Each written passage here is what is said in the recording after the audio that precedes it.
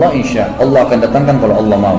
Ternyata betul, ya, beranjak daripada kisah ini, beranjak daripada doa ini, maka ada sebuah, ya, kisah yang harus diketahui, bahwasanya Mughirah ibn Syu'bah radhiyallahu anhu, salah satu waktu itu gubernur yang ditunjuk oleh Umar bin Khattab di Irak, dalam sanad yang sahih, menulis surat kepada Umar bin Khattab mengatakan, wahai Amir Mukminin, saya memiliki seorang budak. Budak ini bernama Abu Lu'lu', gitu, orang Majusi. Orang ini mahir, bisa buat senjata, bisa buat pedang, bisa buat perisai, bisa buat macam-macam. Bahkan dia bisa membuat alat yang untuk mengalirkan air. Orangnya pintar sekali.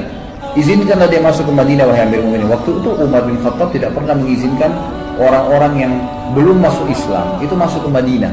Kalau sudah masuk Islam lain. Kalau belum masuk, itu belum masuk Islam, gitu kan?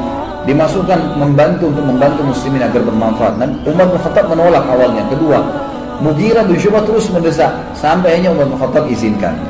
Waktu itu Mughirah bin Syu'bah meminta bayaran dari budaknya ini setiap hari kalau nggak salah 100 dirham pembayaran dari hasil kerjanya, gitu kan? Maka dia pun datang, Abu Lu'lu', kepada Umar mengatakan, wahai Amirul Mukminin, ini Mughirah menyiksa saya. Banyak yang diminta 100 dirham, padahal sebenarnya kecil untuk hasil dia. Kata Umar, 100 dirham kecil dari pendapatan kamu yang kamu lakukan. Begitu banyak pendapatan yang didapatkan, bisa masuk sampai ribuan dirham dalam sehari. Maka itu kecil sekali. Dia pun akhirnya jengkel dengan Umar bin Khattab, dan ini awal masalah. Maka dia pun akhirnya setiap kali ketemu Umar marah, kesannya kayak marah gitu. Kenapa Umar bin Khattab tidak membela dia? Lalu satu waktu Umar lagi lewat dan berkata, apa yang kamu lakukan? Dia mengatakan, saya sedang mempersiapkan sesuatu, wahai Amir Mukminin, untuk Anda yang umat Islam tidak akan lupakan, gitu kan? Orang-orang tidak paham waktu itu. Lalu Umar bin Khattab berkata kepada orang sekitarnya, kayaknya hamba saya ini sedang mengancam saya. Dia berusaha untuk membunuh saya. Akhirnya dia membuat pisau khusus yang sangat kuat dan bermata dua. Dia pun akhirnya pada saat Umar bin Khattab masuk ke masjid, waktu itu menjelang sholat duhur, dan dia pun menyelip masuk di saf, dan baru saja Umar bin Khattab takbir sudah ditusuk oleh Abu Lu'lu'. Begitu ditusuk, orang-orang tidak tahu, terutama di sisi kanan kiri masjid, tidak ada yang tahu. Yang tahu cuma di belakang, ya, Umar bin Khattab, dan itu adalah Abu Musa al-Ash'ari radhiyallahu majma'in. Lalu kemudian Umar bin Khattab tertusuk, dan sempat terdengar suara mengatakan, Umar mengatakan, aku telah dibunuh oleh anjingnya Majus, maksudnya si Abu Lu'lu' itu. Lalu Umar bin Khattab jatuh, dan Abu Musa, ya, mendekati Umar, lalu Umar memegang tangannya sambil berkata, ya, lanjutkanlah sholat wahai Abu Musa, jadi imamlah kamu. Kemudian Abu Lu'lu' ini karena panik, dan di sekitar Umar yang di saf-saf yang dekat tahu kalau dia sedang menusuk, maka dia berusaha menusuk semua orang yang di sekitar dia, sampai dia melukai 13 orang. Dan 3 orang sempat mati terbunuh bersama Umar, tentunya mati syahid nanti berempat, gitu kan? Tapi 3 orang ini mati di masjid, yang 10 orang luka parah, gitu. Nah, pada saat ada melihat kejadian tersebut, sahabat sudah tahu kalau ini orang membunuh Amirul Mukminin, menusuk, maka dia melemparkan jubahnya ke arah wajahnya sehingga tidak melihat dan dikeroyokin. Pada saat itu dia tahu dia akan mati, lalu dia mengambil pisau tersebut dan menusukkan ke lehernya sendiri.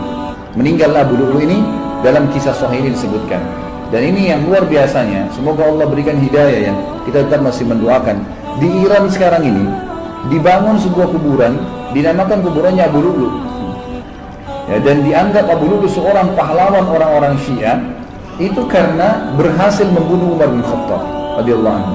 Ini luar biasa, ya, pembunuh Amir Mukminin yang terkenal dengan kesolehannya, jaminan surga dari Nabi SAW. Berapa banyak hadis yang kita sebutkan.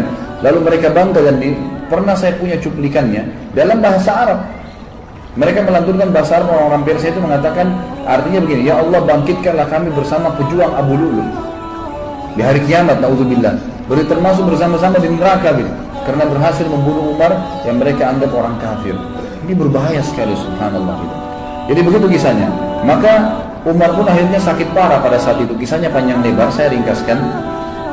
Umar pun akhirnya sakit parah pada saat itu. Kemudian Umar bin Khattab berkata kepada Abu Musa al-Ash'ari, coba lihat siapa yang menusuk saya. Waktu itu mereka belum tahu, masih simpang siur beritanya, gitu kan. Sahabat-sahabat di kiri kanan saf masih mengatakan subhanallah, subhanallah. Mereka nggak tahu, karena suara Umar tiba-tiba hilang, gitu. Maka pada saat itulah Abu Musa meninjau, mengatakan yang membunuh anda adalah budaknya Mughirah bin Syu'bah, Abu Lu'lu'. Maka Umar pun mengatakan semoga Allah membunuhnya. Kata Abu Musa, sudah mati Amirul Mukminin, dia bunuh dirinya sendiri. Lalu kemudian Umar bin Khattab ternyata tusukannya sangat keras. Dari belakang di sisi kanan perut itu saking tajamnya pisau itu dan tebal, gitu kan. Sehingga pada saat ditusuk dan memang dia niat membunuh, ditusuk sampai tembus ke depan perutnya Umar radhiyallahu anhu. Jadi lubang dari belakang sampai ke depan. Dan pada saat itu beberapa sahabat dan tabi'in sempat membawakan minuman kepada Umar bin Khattab, ada yang membawa air kismis, ada yang membawa juga susu unta. Dan pada saat diminum maka keluar dari sisi lubang perutnya. Dan dipanggil pada saat itu ada seorang tabib yang jelas sekali ya mengetahui masalah dan mengatakan kayaknya Amirul Mukminin sudah tidak tertolong lagi. Umar pun mengatakan, dan ini pelajaran-pelajaran yang kita bisa ambil luar biasa ya. Subhanallah, setiap orang yang dekat dengan Allah sebelum meninggal dunia, kita dengar kisah Abu Bakar yang lalu, ini kisah Umar, nanti kita dengar juga kisah Uthman, kisah Ali, sahabat-sahabat yang mulia ini yang dekat sama Allah. Sebelum meninggal, Allah kayak berikan isyarat mereka akan meninggal ya. Jadi mereka sempat mengembalikan amanah, mereka sempat memberikan wasiat, mereka masih sempat menasihati, mereka masih sempat menunjuk khalifah setelahnya. Banyak hal yang dilakukan gitu kan. Termasuk Umar bin Khattab. Umar bin Khattab akhirnya berbicara, kalau saya mati gitu kan, maka kuburkanlah saya ya. Dan mintalah, dipanggil Abdullah bin Umar, mintalah kepada Ummul Mukminin Aisyah. Minta kepada Aisyah agar Aisyah mengizinkan aku dikuburkan bersama dua sahabat Rasulullah SAW dan Abu Bakar. Maka Abdullah bin Umar pun mengatakan, saya masuk ke rumah Aisyah dan mengatakan, wahai Amirul Mukminin, Umar mengirim salam dan meminta izin untuk dikubur. Aisyah pun menangis mendengar berita Umar lalu berkata, semestinya aku berharap itu tempatku, aku dikuburkan di situ. Tapi aku akan izinkan untuknya. Waktu kembali Abdullah bin Umar kepada ayahnya Umar bin Khattab radhiyallahu anhu ajma'in, Umar berkata waktu disampaikan, apa beritamu? Abdullah bin Umar mengatakan, Ummul Mukminin mengizinkan. Kata Umar, segala puji bagi Allah yang menerima doa ini. Tapi pada saat saya sudah jadi jenazah, jadi sudah tahu kalau mau mati, sebelum saya dimasukkan ke dalam rumah Aisyah, tetap minta izin dulu. Kalau Aisyah mengizinkan Ummul Mukminin, kuburkan saya bersama Abu Bakar dan Rasulullah SAW.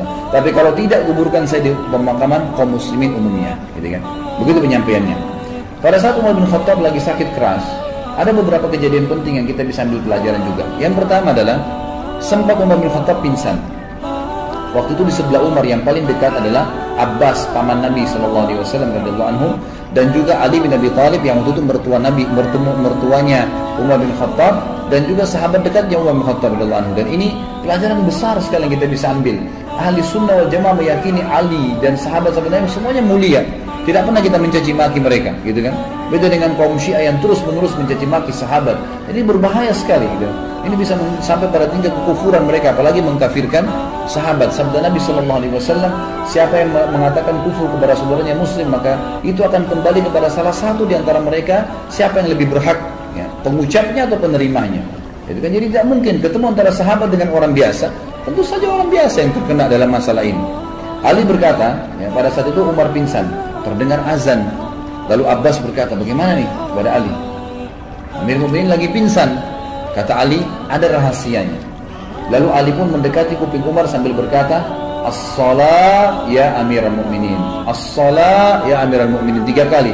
As-salat ya Amirul Mukminin, 3 kali. Salat wahai Amirul Mukminin, 3 kali.